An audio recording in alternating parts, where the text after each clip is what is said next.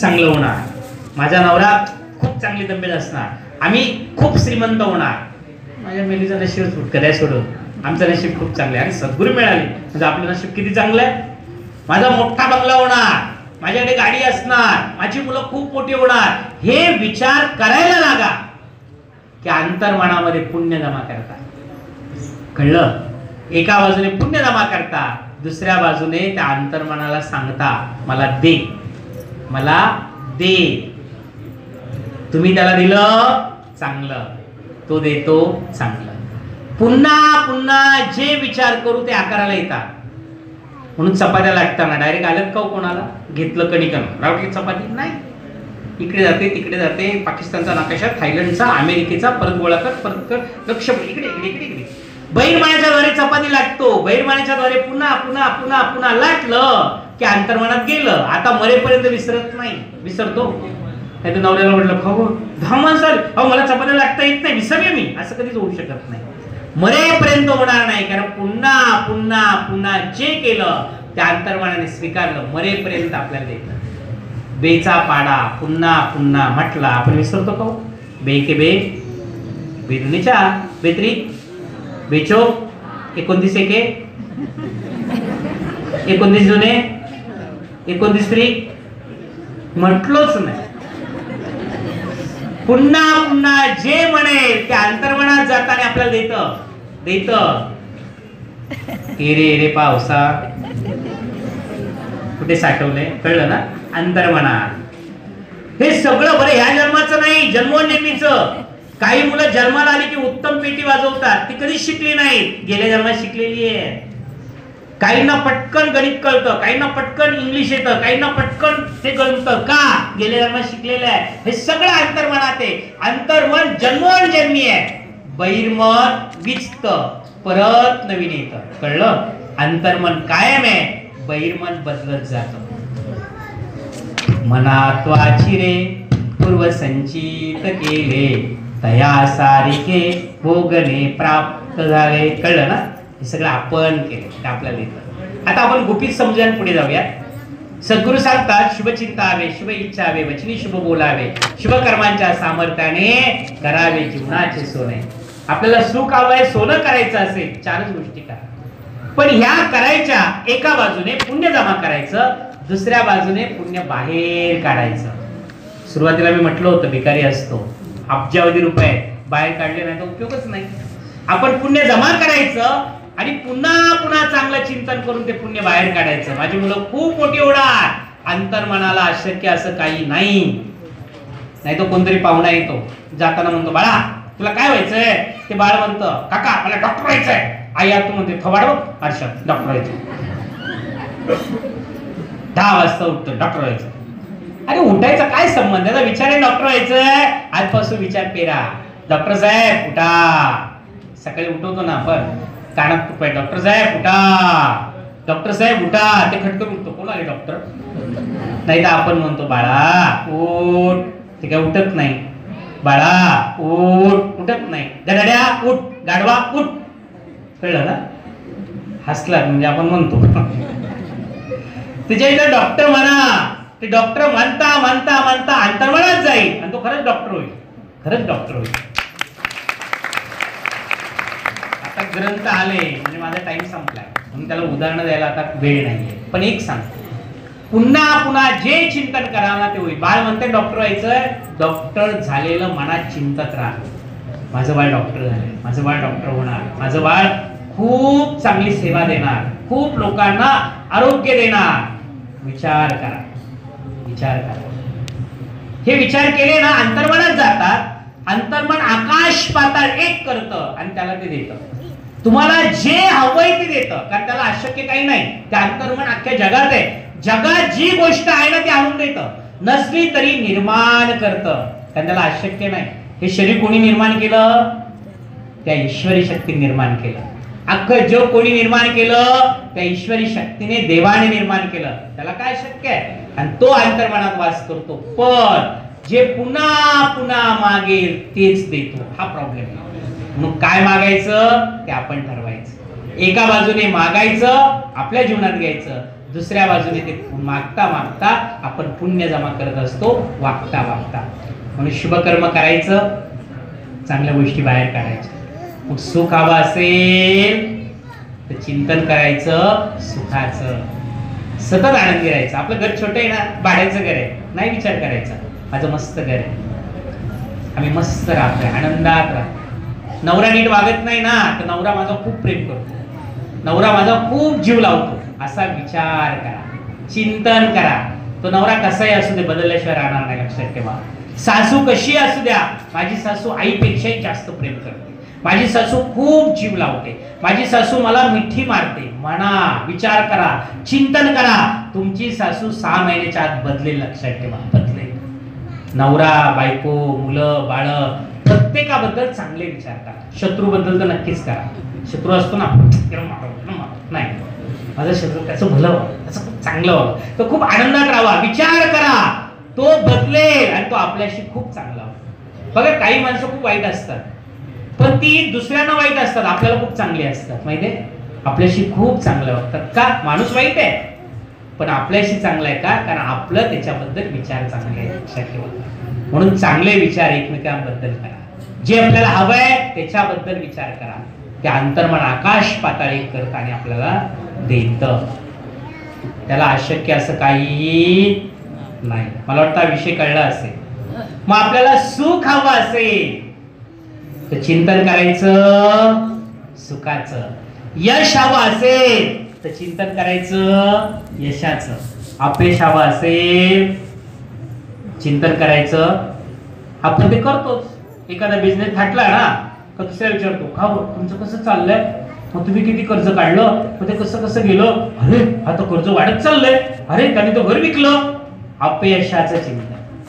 त्यावेळेस माझा धंदा खूप जोरात चाललाय, माझी नोकरी खूप चांगली आहे म्हणा, नाही तर नोकरी बरी आहे पण काही खरं नाही, ट्रम आलाय तिकडे सांगता येत नका नाही विचार करू.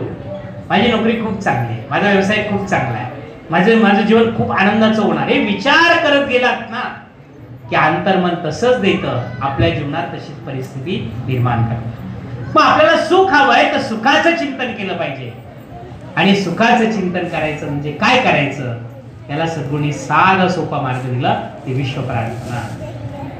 ही विश्व प्रार्थना सतत गुणगुणा, सतत म्हणा. ही विश्व प्रार्थना जगा, ही विश्व प्रार्थना वागा, ही विश्व प्रार्थना बोला, ही विश्व प्रार्थना इच्छेत ठेवा, ही विश्व प्रार्थना चिंतनात ठेवा.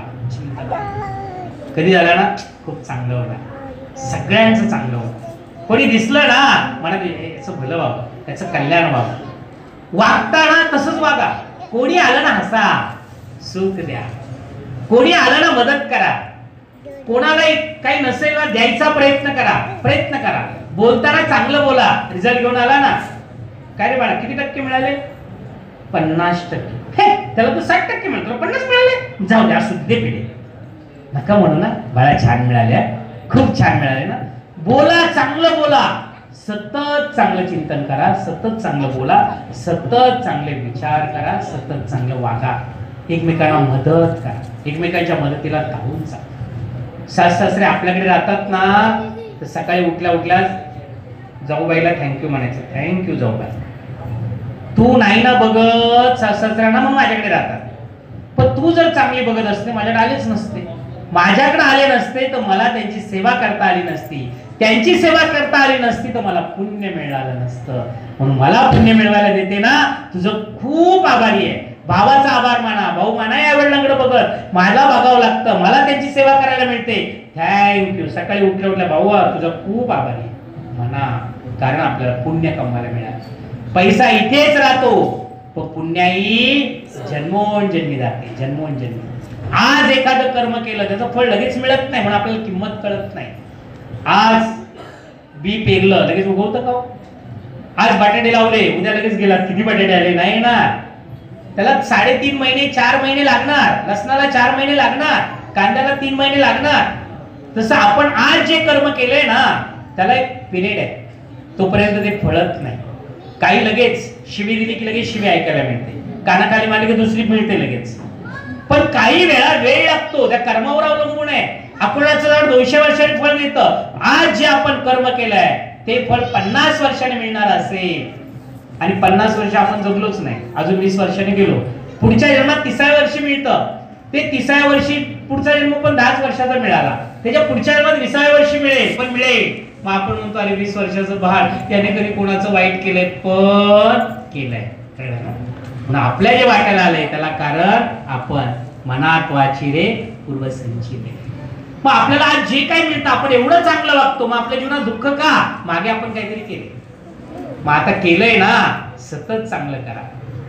पण एक लक्षात ठेवा, आपण जे केलंय ते भोगायला येणार, सुटका नाही. पण ते भोगायला कसं टाळायचं याची युक्ती जीवनविद्या देते. युक्ती भोगायचंय ना, भोगूनच संपवायचे नाही. भोगायला येणार आहे, पण ते भोगताना आपण टाळू शकतो. कसं टाळू शकतो? मोठा ऍक्सिडेंट होणार आहे आणि आपण जाणार आहे, त्या ऍक्सिडेंट होतो आणि पाय मोडतो, हे बरं बरं होईल. ऍक्सिडेंट झाला पण नुसतं खर्चलं, म्हणजे आली प्रतिक्रिया आली पण खर्चटलं थोडंसं, काही वेळा होतच नाही. पण हे आपल्यावर आहे. कसं? त्याला आपण थांबवू शकतो. हा पंखा चाललाय ना जोरात, त्याला मध्ये जर काठी घातली थांबेल, तसं आपल्याला भोगायला येणार आहे, त्यात काठी घातली की थांबणार. आज कर्म केलंय, 50 वर्षांनी फळ मिळणार. याचा अर्थ असा 50 वर्षांनी आपल्या अंतर्मनात ते दिव्य बँकेत आहे, पाप किंवा पुण्य म्हणून. 50 वर्षानंतर ते पिकतं आणि त्याला म्हणतात नियती. आता ते वाट बघतं, मला कधी बोलवताय मी कधी जातो, मला कधी बोलवताय मी कधी जातो. ते बोलवल्याशिवाय येत नाही. म्हणून पाप आणि पुण्य दोघेही सज्जन आहेत, ते बोलवल्याशिवाय येत नाही. 50 वर्षानंतर पिकलं की आपण बोलवायचं असतं, ये बाबा. वाईट विचार केला की पाप बाहेर येतं, चांगले विचार केला पुण्य बाहेर पडतं. पण जर वाईट विचार केलाच नाही तर फळलेलं पाप तसंच राहतं, पिकलेलं पाप तसंच राहतं, वाट्याला येत नाही. तुला म्हणजे काय? पाडाचा आंबा, आता आपण कोकण भाषी आहे ना, तो डायरेक्ट कैरी पिकते का? हो, नाही पिकत. तो काढला की आपण आडीत टाकतो, आडीत टाकला की पिकला की आपण खातो. तसं पुण्य पिकलं की शुभ नियती, पाप पिकलं अशुभ नियती. साध्या सोप्या भाषेत नशीब. पुण्य पिकलं की चांगलं नशीब, पाप पिकलं की वाईट नशीब. आणि नशीब आपल्या वाट्याला येतं, पण ते नशीब काढायचं आपल्या हातामध्ये, नाही तर तसंच ठेवता येतं. तसंच ठेवता येतं, नाही काढायचं. आंबा आडीतच ठेवायचं, जाऊ आडीतच राहतो. तसं काय काढायचं हे आपल्या चिंतनावर अवलंबून आहे. आपण सतत सत्कर्म केलं तर पुण्य बाहेर येतं, पुण्य जमा होतं आणि पाप तसंच राहतं. त्याला बाहेर मिळायला संधी मिळत नाही. स्टॅच्यू करून ठेवतो, स्टॅच्यू थांबते ते, कळलं ना? आणि ते कधी होतं? सतत शिवचिंतन. हे कधी होतं? सतत सत्संग असला तरच होतं, नाही तर होत नाही. हे नेहमी लक्षात ठेवा. म्हणून सत्संगाचा महिमा इथे आहे. न लगे मुक्ती धन संपदा, सत्संग देई सदा. सत्संगात आलात की पुण्य सुरू. म्हणून दर आठवड्याला काही कारण न सांगता यायचंच. इथे आलं की प्रार्थना येते, इथे आलं की चिंतन होतं, इथे आलं की पुण्य जमा होतं. आणि सत्संगात फायदा काय असतो? एरवी आपण एकटेच असतो, पटकन विचार येतो, त्या विचारात गुरफटत जातो. पण इथे आले की विचार येत नाहीत, सतत देवाचं चिंतन, सतत चांगलं चिंतन. आणि त्या 2 तासामध्ये आपण एवढं पुण्य कमवतो की ते पुण्य आपल्याला आठवडाभर कमवता येत नाही, एवढं कमवतो. संतांनी फार सुंदर सांगितलं. पुण्य कमवायचा सोपा मार्ग एक म्हणजे ईश चिंतन, दुसरं म्हणजे इष्ट चिंतन. ईश चिंतन म्हणजे देवाचं चिंतन, हे खूप पुण्य कमवतो. विठ्ठल विठ्ठल विठ्ठल, राम राम राम जेव्हा आपण मनापासून म्हणतो त्यावेळी पुण्य अगणित कमवतो. म्हणून हरिमुखे म्हणा, हरिमुखे म्हणा, पुण्याची गणना कोण होते. पण सकाळी उठल्यापासून रात्री झोपेपर्यंत आपण किती वेळा देवाचं नाव घेतो? खरंच सांगा, नाही घे. म्हणून सद्गुरूंनी विचार केला आणि इष्ट चिंतन शोधलं की सगळ्यांचं भलं कर, सगळ्यांचं कल्याण कर, सगळ्यांचं सगळं मिळू दे.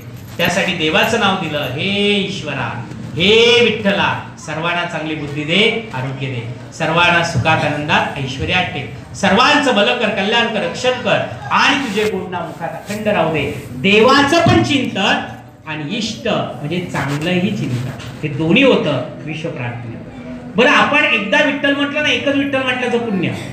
पण 2 माणसं एकत्र येऊन एकदाच विठ्ठल म्हणतात त्यावेळी 4 वेळा विठ्ठल म्हटल्याचं पुण्य मिळतं. 3 माणसं एकत्र येऊन एकदाच विठ्ठल म्हणतात तर 9 वेळा विठ्ठल म्हटल्याचं पुण्य मिळतं. 25 माणसं एकत्र येऊन एकदाच विठ्ठल म्हणतात 625 वेळा विठ्ठल म्हटल्याचं पुण्य मिळतं. आणि 100 माणसं एकत्र येऊन एकदाच विठ्ठल म्हणतात त्यावेळी 10,000 वेळा विठ्ठल म्हटल्याचं पुण्य मिळतं. काय म्हटलं कळलं? एक प्रार्थना आपण म्हटली, एकच प्रार्थनेचं पुण्य. पण 2 माणसं एकत्र येऊन एकच प्रार्थना म्हणतात त्यावेळी 4 वेळा प्रार्थना म्हटल्याचं पुण्य. 100 माणसं एकत्र येऊन एकच प्रार्थना म्हणतात त्यावेळी 10,000 वेळा प्रार्थना म्हटल्याचं पुण्य मिळतं. आता मला सांगा, आठवड्याभरामध्ये आपण एवढे प्रार्थना म्हणू शकतो? नाही म्हणू शकत. मग सत्संगात तुम्ही येऊन बसता, इथे 1 तास उपासना यज्ञ चालतो. बरीच मंडळी उपासना यज्ञाला येतच नाही आणि येतात कधी? प्रवचनाला. एक वेळ प्रवचनाला येऊ नका. आम्ही प्रवचन काय सांगतोय? सांगतो प्रार्थना म्हणा, प्रार्थना म्हणा, पुण्य कमवा. पण ते पुण्य कधी? अगोदरचा 1 तास आहे, तिथे हरिपाठ आहे, देवाचं नामस्मरण आहे, प्रार्थना आहे. तुम्हाला घाई असेल ना, प्रवचनाला थांबू नका, घरी जा. पण उपासना यज्ञाला सोडायचं नाही, कारण ते पुण्य आपल्याला जन्मोजन्मीचं पुण्य देतं, प्रचंड पुण्य देतं. पण दुर्दैवानं सांगावंसं वाटतं